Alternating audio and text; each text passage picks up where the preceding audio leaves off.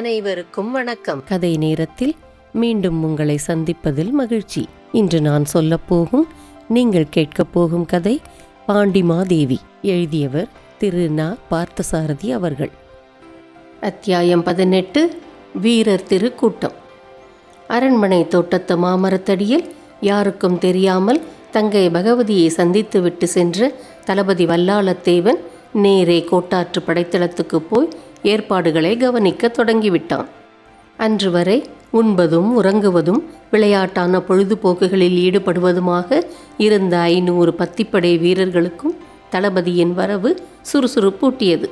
விரைவாகவும் தீவிரமாகவும் தளபதி செய்யும் ஏற்பாடுகளை கவனிக்கும் முன் அந்த பிரம்மாண்டமான படைத்தளத்தில் ஒவ்வொரு பகுதியையும் சற்றே சுற்றி பார்த்து விடலாம். தென்பாண்டி நாட்டின் அறிவுக்கு முன்மாதிரியாக இடையாற்று மங்கலத்தை சுட்டி காட்டலாம் என்றால் ஆண்மைக்கு முன்மாதிரியாக கோட்டாற்று படைத்தளத்தை தான் சொல்ல வேண்டும். 4 வகை பெரும் படைகளும் படைக்கருவிகளும் ஆயுத சாலைகளும் நிறைந்த படைத்திரு மாளிகை அது. தமிழ்நாட்டு பொதுவான படை வீரர்கள் தவிர மோகர், மழவர், யவனர் போன்ற சிறப்பு பிரிவினரான வீரர்களும் அங்கு இருந்தார்கள். யானை, குதிரை, தேர்கள் உட்பட எல்லா படை வீரர்களும் அணிவகுத்து நிற்பதற்கேற்ற பெரும் பரப்புள்ள திறந்த வெளி முற்றம்தான் படைத்தளத்தின் முக்கியமான இடம். அதோ சிற்ப வேலைப்பாடு மிக்க பளிங்கு மேடையின் மேல் குன்று போல் பெரிய முரசம் ஒன்று வார்களால் இறுக்கி கட்டப்பட்டு விளங்குகிறதே, அது ஒலிக்கப்பட்டால் அந்த முற்றம் படைகளால் நிரம்பி வழியும். யானைகள் பிளிரும் ஓசை, குதிரைகளின் கனைப்பொலி படைத்தளத்தில் எப்போதும் கேட்டுக்கொண்டே இருக்கும். படையை சேர்ந்த யானைகளுக்கும் குதிரைகளுக்கும் தனித்தனியே கொட்டங்கள் அங்கிருந்தன. போருக்குரிய தேர்கள் ஒரு புறம் வரிசையாக அழகாக இலங்கின. அங்கிருந்த பெரிய ஆயுத சாலைக்குள் கோழைகள் நுழைந்தால் மயக்கம் போட்டு தலை சுற்றி விழுந்து விட வேண்டியதுதான். அப்பப்பா, மனிதனுக்கும் பகை ஏற்பட்டால் ஒருவருக்கொருவர் போரிட்டு கொள்வதற்கு எத்தனை கருவிகள்! ஒளியுறத் தீட்டி செம்மை செய்யப்பட்ட வாள்கள் பல்லாயிரக்கணக்கில் குவிந்து கிடக்கின்றன. வேல்கள், ஈட்டிகள், வில் அம்பரா துணிகள், கேடயங்கள், இரும்பு கவசங்கள், இன்னும் எத்தனையோ வகை போர்க்கருவிகள் குன்று குன்றாக குவிக்கப்பட்டு நிறைந்திருக்கிறது கோட்டாற்று படைத்தளத்தின் ஆயுத சாலை. எல்லா கேடயங்களிலும் அவற்றை எதிர்த்து பிடிக்கும் பக்கத்துக்கு பின்னால் இருந்த குழிவில் ஒரு சிறு கண்ணாடி பதிந்திருந்தது. கேடயத்தை பிடித்து கொண்டு போர் புரியும் போது முறையற்ற விதத்தில் எவரேனும் பின்புறமாக தாக்க வந்தால் அதில் பதிந்திருக்கும் கண்ணாடியின் மூலம் போரிடுபவன் அதை தெரிந்து கொள்வான். வீரர்களின் வசதிக்காக இந்த புதிய நுணுக்கத்தை அறிந்து கேடயத்தில் பொருத்தியிருந்தனர். போர் வீரர்கள் முழக்கும் துடி, பறை, கொம்பு, வளை, வயிர் முதலிய போர்க்கால வாத்தியங்களும் கோட்டாற்று படைக்கோட்டத்தில் குறைவின்றி இருந்தன. யானைகளுக்கு போர்த்தும் முகப்படாங்களும் அவற்றை அடக்கும் அங்குசங்களும் அவற்றின் மேல் வைக்கும் அம்பாரிகளும் ஒரு புறம் பெருகி கிடந்தன. குதிரைகளை அலங்கரிக்கும் நெற்றி பட்டங்களும் கடிவாளங்களும் சேணங்களும் மற்றோர் புறம் நிறைந்திருந்தன. கல் தோன்றி மண் தோன்றா காலத்தே வாளோடு முன் தோன்றி மூத்த குடி பெருமை அந்த பெரும்படை சாலையின் ஆயுதங்களில் விளங்கிற்று. எத்தனை போர்களில் எத்தனை வீரர்களுடைய தசையை துளைத்து குருதியை குடித்திருக்கும் இந்த ஆயுதங்கள்! இன்னும் எத்தனை போர்களில் அப்படி செய்ய இருக்கின்றனவோ! மண்ணை காப்பதற்கு சில போர்கள், மண்ணை பறிப்பதற்கு சில போர்கள், பெண்ணை காப்பதற்கு சில போர்கள், பெண்ணை பறிப்பதற்கு சில போர்கள். போர் செய்ய தெரிந்த நாளிலிருந்து ஆயுதங்கள் புதிதாக வந்தன. ஆயுதங்கள் புதிதாக வந்த நாளிலிருந்து போர்களும் புதிதாக புது காரணங்களுக்காக உண்டாகிவிட்டன. தளபதி வல்லாளத்தேவன் அன்று படைத்தளத்துக்கு வந்தபோது அங்கிருந்த எல்லா பிரிவுகளிலும் பரபரப்பும் வேகமும் உண்டாயின. மேல் மாடத்தில் கோட்டையின் உயரமான கொடிமரம் அமைந்திருந்த மேடையில் ஏறி நின்று பார்த்தால் பரிமாளிகை, கரிமாளிகை உட்பட யாவும் நன்றாக தெரியும். வீரர்களையும் படைத்தலைவர்களையும் ஒன்று கூட்டி நிலைமையை விளக்கி ஏற்பாடுகள் செய்வதற்காக அங்கே வந்திருந்த தளபதி கொடிமரத்து மேடையில் ஏறி நின்று கொண்டு அன்றுதான் புதிதாக பார்க்கிறவனைப் போல அந்த படைத்தளத்தின் மொத்தமான தோற்றத்தை பார்த்தான். படைத்தளமே ஒரு சிறிய நகரம் போல காட்சியளித்தது. தென்பாண்டி நாட்டையும் மகாராணியையும் காப்பாற்றும் விதியின் வலிமை இந்த படைக்கோட்டத்திலும் இதில் நான் செய்யப்போகின்ற ஏற்பாடுகளிலும் அடங்கி இருக்கின்றன. ஆனால் தன்னுடைய மூளையிலும் சிந்தனைகளிலும் அடங்கி இருப்பதாக மகாமண்டலேஸ்வரர் நினைத்து கொண்டிருக்கிறார் என்று அதை எண்ணும் போது ஒரு நினைவு அவன் மனத்தில் உண்டாயிற்று. மகாமண்டலேஸ்வரர் இல்லாத இடத்தில் அவரை பற்றிய அசூயையும் காழ்ப்பும் காய்ச்சலும் தன் மனதில் உண்டாவதை அவனால் தடுக்க முடியவில்லை. ஆனால் அவரை நேரில் பார்த்துவிட்டாலோ பயம், அடக்கம், பணிவு எல்லாம் அவனையும் மீறி அவனிடத்தில் வந்து பொருந்தி கொண்டு விடுகின்றன. துணிந்து ஓரிரு முறை அவரை எதிர்த்து பேசியிருக்கிறான் என்றாலும் அவ்வாறு பேசி முடிந்த பின் ஏன் பேசினோம் என்று தன்னை நொந்து கொண்டிருக்கிறான். ஆழமும் அழுத்தமும் நிறைந்த அவருடைய கண்களின் முன் அவன் தனக்குத்தானே சிறு பிள்ளையாய் போய்விடுவான். அவருடைய பார்வைக்கு முன்னால் அவனுக்கு உண்டாகிற தாழ்வு மனப்பான்மையை அவன் தவிர்க்க முடிவதில்லை. கணவனின் முகத்தை காணாத போது ஏற்பட்ட ஊடல் அவனை பார்த்து விட்டதுமே மறைந்துவிடும் பலவீனமான பெண் மனநிலையைத்தான் அவனுக்கு உவமை கூற வேண்டும். அவருடைய கட்டளைக்குத்தான் அவன் கீழ்ப்பணிந்தான். அவன் என்ன, மகாராணியே அப்படித்தானே.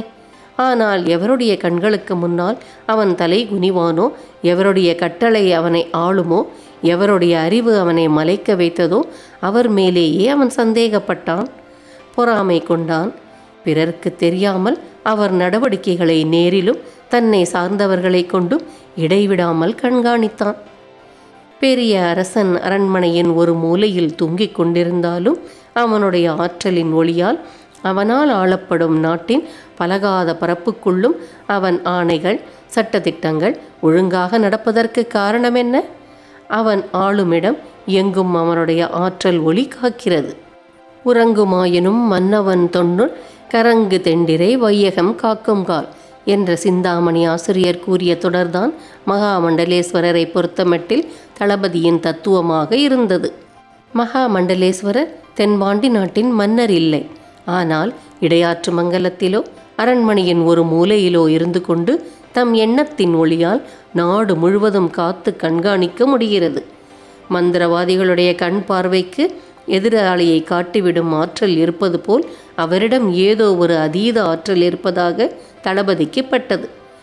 கோட்டாற்றின் மாபெரும் படைத்தளத்தின் தலைவனாக இருந்தும் மகாமண்டலேஸ்வரரின் அந்த ஈடு இணையற்ற சதுரப்பாட்டில் 1/4 பங்கு கூட தனக்கு வரவில்லையே என்ற புகைச்சல் அவனுக்கு உண்டாயிற்று. கண்ணுக்கு மையெழுதும் எழுதுகோலை தொலைவில் இருக்கும்போது கண்ணால் பார்க்க முடிகிறது. அதே எழுதுகோலால் மை தீட்டும்போது கண்களாலேயே அதை காண முடிவதில்லை. மகாமண்டலேஸ்வரரை காணாத போது பொறாமையை கண்ட தளபதி அவரை நேரில் கண்டார். அவரது பெருமைதான் தெரிந்தது.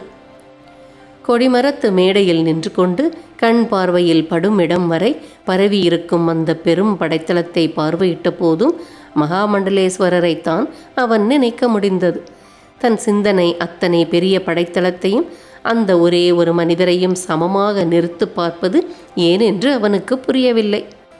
அதோ பூண்பிடித்த எடுப்பான தந்தங்கள் ஒளிர கருமலைகள் போல நூற்றுக்கணக்கான யானைகள், வெண்பட்டு போல் பளபளக்கும் கொழுத்த உடல் வளப்பமுள்ள குதிரைகள், தேர்கள், அவ்வளவையும் ஆளும் அந்த வீர தளபதியும் ஒரே மனிதரின் அறிவாழ சூழலை நினைக்கும்போது கொஞ்சம் நினைவு துவளாமல் இருக்க முடியவில்லை. உடலின் வன்மையால் வாழத் துடிக்கிறவனுக்கு எப்போதாவது ஏற்பட்டே தீர வேண்டிய சோர்வு அது. கோட்டாற்றில் உள்ள ஆயுத சாலையில் இருந்தது போல் முன்புதான் இடையாற்று மங்கலத்து விருந்தினர் மாலையில் தங்கின இரவில் அதன் அடியில் கண்ட பாதாள மண்டபத்தில் மகாமண்டலேஸ்வரர் ஆயுதங்கள் சேர்த்து குவித்து வைத்திருந்ததை நினைவுபடுத்தி கொண்டான் வல்லாளத்தேவன். மனதில் நிகழும் போராட்டத்துக்கு ஓர் ஏற்பாடும் தோன்றாமல் நாட்டுக்கு வரப்போகும் போராட்டத்தை தாங்க வேண்டியதை செய்வதற்காக கொடிமரத்து மேடையிலிருந்து கீழிறங்கி படை முற்றத்துக்கு வந்தான் அவன். 500 பத்தி வீரர்களின் சிறு தலைவர்களும் முரச மேடையை சுற்றி நின்று கொண்டிருந்தனர். அவர்கள் தன்னை வணங்கி வரவேற்ற வரவேற்பை ஏற்று தளபதி படைகளை முற்றத்தில் வகுத்து நிறுத்த வேண்டும் என்று கட்டளையிட்டான். கட்டளை பிறந்த அடுத்த கணம் ஊழிகால பேரிடிகள் ஏக காலத்தில் முழங்கிச் சாடுதல் போல அந்த பெரும் முரசு முழங்கியது. 4 பக்கமும் நெடுந்தூரத்துக்கு பறந்திருந்த படைக்கோட்டத்து பகுதிகளிலெல்லாம் அம்முரசொலி கேட்டது. பக்கத்துக்கு ஒருவராக இருபுறமும் நின்று கொண்டு அந்த முரசை முழக்கிய வீரர்கள் கை ஓயும் மட்டும் முழக்கினர். அரை நாழிகைக்குள் அந்த முற்றம் பத்தி பத்தியாக அணிவகுத்த வீரர்கள் திருக்கூட்டத்தால் நிறைந்துவிட்டது. முரச முழக்கம் நின்றதும் அமைதி சூழ்ந்தது. ஆயிரக்கணக்கான வீரர்கள் அணி பெற்று நிற்கும் அந்த படை வெள்ளத்தில் ஊசி விழுந்தால் கூட ஓசை கேட்கும். அவ்வளவு நுண்ணிய அமைதி பரவி நின்றது. முரசு மேடையில் அணிகளின் சிறு தலைவர்களோடு ஏறி நின்று கொண்டு படைகளை நிதானித்து பார்த்தான் தளபதி வல்லாளத்தேவன்.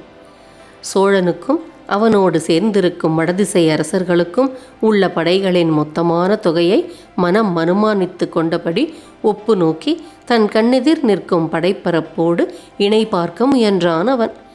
இணை பொருந்தவில்லை. ஏதாவது வெளியிலிருந்து படை உதவி கிடைத்தாலொழிய தென்பாண்டி படை வடதிசை பெரும் படைகளின் கூட்டணியை சமாளிக்க போதுமானதாக இருக்காதென்று அவன் மதிப்பில் தோன்றியது. தன்னை சூழ்ந்து கொண்டு நின்ற அணித்தலைவர்களை நோக்கி அவன் ஆவேச உணர்ச்சியோடு பேசலானான். நண்பர்களே, வெற்றியும் தோல்வியுமாக பல போர்களில் அனுபவப்பட்டுள்ள நாம் இப்போது மலைப்படைய வேண்டிய நிலையில் இருக்கிறோம். வடக்கே சோழ பேரரசின் படை பெரிது. அத்தோடு கொடும்பாளூர் படை, கீழே பழுவூர் படை ஆகிய சிறு படைகளும் ஒன்று சேரப் போகின்றன. 5 அரிய திறமைசாலிகள் ஒன்றுபட்டு கூட்டுப்படை அணியாக அது அமையலாம். சோழ கோப்பரகேசரி பராந்தகனும் கொடும்பாளூரானும் கீழே பழுவூர் கண்டனமுதனும் பரதூருடையானும் அரசூருடையானும் ஒவ்வொரு வகையில் போர் அனுபவம் மிகுந்தவர்கள். அவர்கள் ஒன்றுபட்டு கூட்டாக படையெடுக்கும் இந்த போரை வன்மம் பாராட்டி கொண்டு செய்ய போகிறார்கள். நாம் எல்லோரும் கடமையற் கருத்துள்ள வீரர்கள்தான்.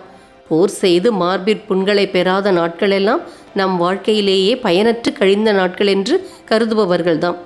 கண்களுக்கு நேரே வேலை ஓங்கினால் இமைகள் மூடினும் அதையே தோல்வியாக எண்ணி நாணப்படும் அளவுக்கு தன்மானமும் மரப்பண்புள்ள மகாவீரர்களும் நம்மில் அநேகர் இருக்கின்றனர்.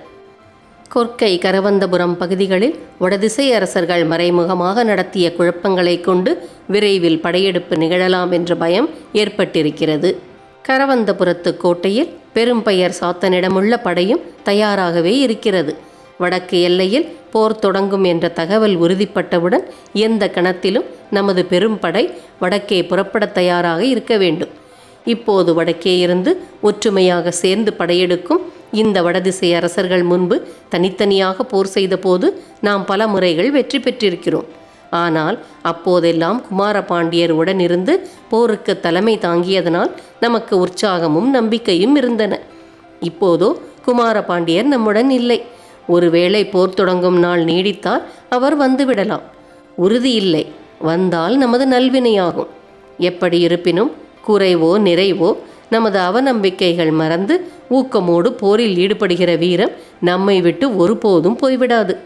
என்னை பொறுத்தவரையில் இந்த நாட்டுக்காக என் உயிரை கொடுக்க எந்த வினாடியும் நான் தயாராயிருக்கிறேன். செஞ்சோற்று கடனும் செய்நன்றி கடனும் பட்டிருக்கிறோம் நாம். இந்த போரில் எவ்வளவு ஊக்கத்தோடு நீங்கள் ஈடுபடுவீர்கள் என்பதை இப்போது நீங்கள் செய்யும் வீர பிரமாணம் மூலமும் சூளுரை மூலமும் நான் அறியப் போகின்றேன் என்று சொல்லி நிறுத்தினான் தளபதி. அவன் பேச்சு நின்றது. வீரர்கள் வாளை உருவி வணங்கி வீரப்பிரமாணம் செய்தனர். செஞ்சோற்று கடன் கழிப்போம், செய்நன்றி மறவோம் என்ற சூளுரை குரலொலி கடல் ஒலி போல் எழுந்தது. தளபதி நின்று கொண்டிருந்த முரசு மேடைக்கு நேரே படைக்கோட்டத்தின் தலைவாயில் இருந்தது. தற்செயலாக வாயிற்பக்கம் சென்ற பார்வை அங்கே நிலைத்தது தளபதிக்கு. ஆபத்துதவிகள் தலைவன் குதிரையில் கன வேகமாக வந்து இறங்கி தன்னை தேடி படைக்கோட்டத்துக்குள் நுழைவதை தளபதி பார்த்தான். அவன் மனதில் ஆவல் துள்ளி எழுந்தது.